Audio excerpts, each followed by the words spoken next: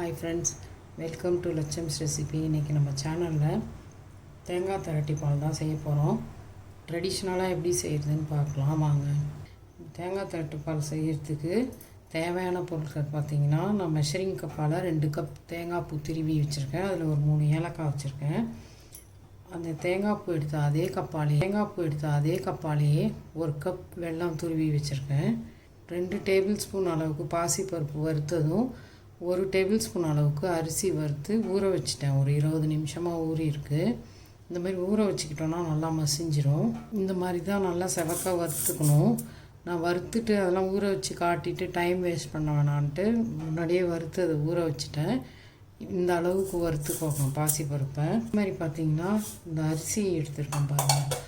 அரிசியும் இந்த மாதிரி நல்லா வறுபடணும். அந்த அளவுக்கு வறுத்து எடுத்துக்கோங்க, வாசனை வர அளவுக்கு தீயாமல். நெய்யில் தாளித்து போடுறதுக்கு முந்திரி பருப்பு, தேங்காய் பல்லாக கொஞ்சம் கட் பண்ணி வச்சுருக்கேன். நெய் இதுக்கு அதிகமாக தேவைப்படாது. தேங்காய் அரைச்சாலே அதிலே எண்ணெய் பசை இருக்கும். அதனால் நெய் கம்மியாக தான் செலவாகும். இப்போ எப்படி செய்கிறதுன்னு பார்க்கலாம். இது ட்ரெடிஷ்னலாக தேங்காய் திரட்டி பாலுக்கு எங்கள் ஊர் சைடு பார்த்திங்கன்னா அரிசி கூட சேர்ப்பாங்க 1 ஸ்பூனு. இப்போ பாருங்கள், மிக்ஸி ஜாரில் ஃபஸ்ட்டு ஊற வச்ச பாசிப்பருப்பு, வறுத்த அரிசியும் தான் இப்போ நான் சேர்த்துக்குவேன். இப்போ இதை மிக்ஸி ஜாரில் சேர்த்துடலாம்.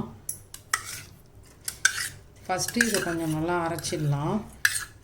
இப்போ தண்ணி எதுவும் சேர்க்க தேவையில்லை. இதை நல்லா அரைச்சிட்டு இப்போ இது கூடவே கொஞ்சம் தேங்காய் பூவும் இந்த ஏலக்காவும் சேர்த்து அரைச்சிக்கலாம். 3 ஏலக்காய் சேர்த்துக்கிறேன். தேங்காய் பூ கொஞ்சம் சேர்த்துக்கிறேன். அரைச்சிட்டு வந்துடுறேன். தேங்காய் பூ வறுத்து ஊற வச்சுருந்த பாசிப்பருப்பு அரிசி, அது கூட கொஞ்சம் தேங்காய் ஏலக்காய் சேர்த்து அரைச்சேன். இந்த மாதிரி மை போல் அரைச்சிக்கோங்க. ஃபஸ்ட்டு அரைச்சிட்டு இது சின்ன கப்பாக இருக்கிறதுனால நான் 2 தடவையாக போட்டு அரைக்கணும். இப்போ இது கூடயே திரும்ப கொஞ்சம் தேங்காய் சேர்த்து அரைச்சிட்றேன். அப்புறம் கொஞ்சம் தேங்காய் கூட இந்த வெல்லத்தையும் சேர்த்து அரைச்சி எடுத்துக்கலாம். சின்ன ஜாராக இருக்கிறதுனால 2 தடவை போட்டுக்கிறேன். மீதி இருக்கிற தேங்காயும் வெல்லத்தையும் சேர்த்து அரைச்சிட்டு வந்துடுறேன். இந்த தேங்காய் கூடயே 2 கப் தேங்காவுக்கு 1 கப் வெல்லம் எடுத்துருக்கேன்.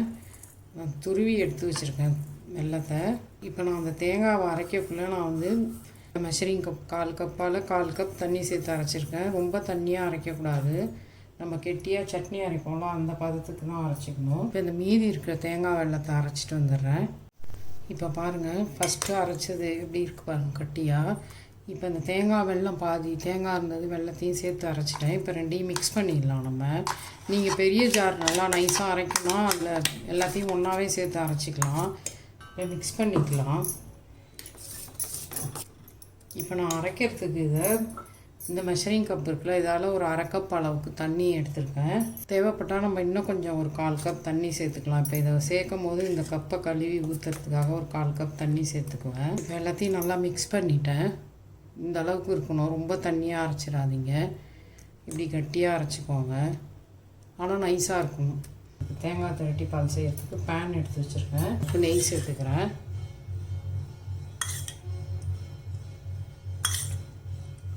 இப்போ முந்திரி பருப்பு வறுத்துக்கலாம். பல்லாக கட் பண்ணி வச்சுருக்கிற தேங்காயும் ஒரு 2 டேபிள் ஸ்பூன் அளவுக்கு சேர்த்துக்கிறேன். வறுத்து எடுத்துக்கலாம். நம்ம இப்போ செவந்து வந்துருச்சு, முந்திரியெல்லாம் எடுத்துடலாம். இப்போ வறுத்த தேங்காய் முந்திரி பருப்பை எடுத்துட்டேன். 2 டேபிள் ஸ்பூன் அளவுக்கு நெய் சேர்த்துக்கலாம். தேங்காய், வெல்லம், பாசிப்பருப்பு அரிசி சேர்த்து இந்த விழுதை இதில் சேர்த்துடலாம். இப்போ பாருங்கள் எப்படி இருக்குன்னு. இந்த அளவுக்கு இருந்தால் போதும். உடனேவே நம்ம கை விடாமல் கிண்ட ஆரம்பிச்சிடணும், இல்லைன்னா கட்டி கட்டியாக ஆகிடும். ரொம்ப தண்ணி ஊற்றினா என்ன ஆகும்னா கொஞ்சம் லேட்டாகும் நமக்கு செய்யறதுக்கு, அது திரண்டு வர்றதுக்கு. நல்லா இதை கிண்டி விடணும், இல்லாட்டி கடாயிலே அப்படியே ஒட்டும், கட்டி கட்டியாக ஆகிடும்.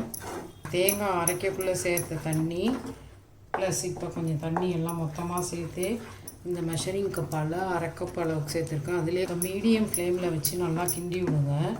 அப்போ அது கொதித்து நல்லா திரண்டு வரும். சிம்மில் வச்சுருங்க, அடுப்பை சிம்மில் வச்சுட்டு நல்லா கிண்டி கொடுங்க. இப்போ நான் 1 ஸ்பூன் அளவுக்கு நெய் சேர்த்துக்கிறேன். இப்போ 1 ஸ்பூன் அளவுக்கு நெய் சேர்த்துருக்கேன்.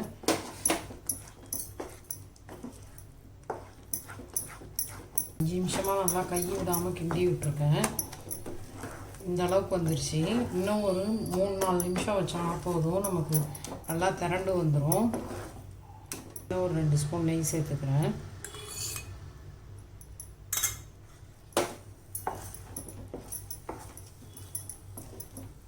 இப்போ நான் மெஷரிங் கப்பால் 1/4 கப் அளவுக்கு நெய் சேர்த்துருக்கேன். அப்படியே வச்சிட்டோன்னா அடி பிடிச்சிக்கும்.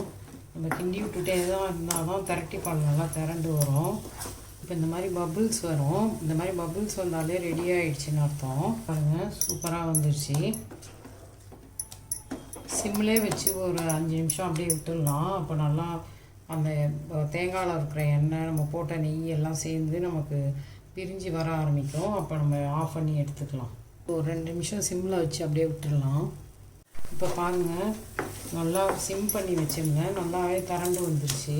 இப்போ இதில் இன்னும் கொஞ்சம் நெய் சேர்த்து கிண்டிக்கலாம். கொஞ்சம் நெய் சேர்த்துக்கிறேன்.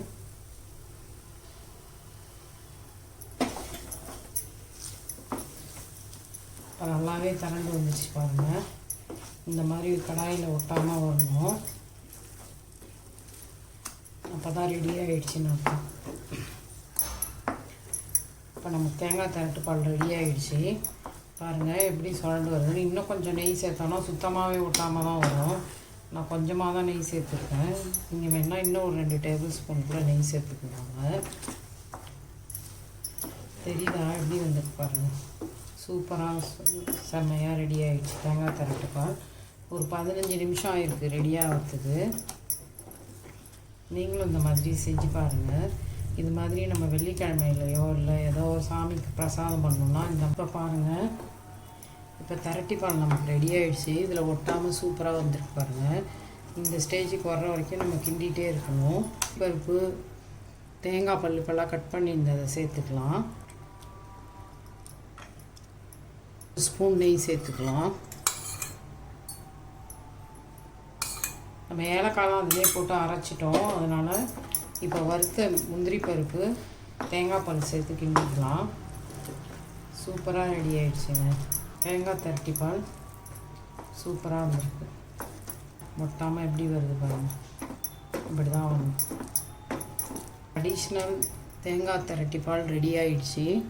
நீங்களும் இந்த மாதிரி செஞ்சு என்ஜாய் பண்ணுங்கள். சூப்பரான சுவையில் ட்ரெடிஷ்னலாக தேங்காய் திரட்டி பால் சூப்பராக ரெடி ஆகிடுச்சு. நீங்களும் மிஸ் பண்ணாமல் செஞ்சு பாருங்கள். செம்மையாக இருக்கும். இந்த மாதிரி தொன்னையில் வச்சு கொடுங்க. இந்த சாமிக்கு நைவேத்தியம் பண்ணிவிட்டு பிள்ளைங்களுக்கு சூப்பராக சாப்பிடுவாங்க. செம்ம எம்மியாக இருக்கும். சூப்பரான சுவையில் நமக்கு தேங்காய் திரட்டி பால் ரெடி ஆகிடுச்சு. இந்த மாதிரி இலையில் வச்சு மடித்து சுட சுட பிள்ளைங்களுக்கு கொடுத்தீங்கன்னு வச்சுங்க, சூப்பராக இருக்கும். வாழை இலையில் வச்சு கொடுக்கும்போது இந்த மாதிரி எடுத்து சாப்பிடுவாங்க. செம்ம டேஸ்டியாக இருக்கும். சூப்பரான சுவையில் தேங்காய் திரட்டு பால் ரெடி ஆகிடுச்சு. நீங்களும் இந்த மாதிரி செஞ்சு பார்த்துட்டு லட்சம்ஸ் ரெசிபியை லைக் பண்ணுங்கள், ஷேர் பண்ணுங்கள், சப்ஸ்கிரைப் பண்ணுங்கள். தேங்க்யூ. மறக்காமல் லைக் போடுங்க.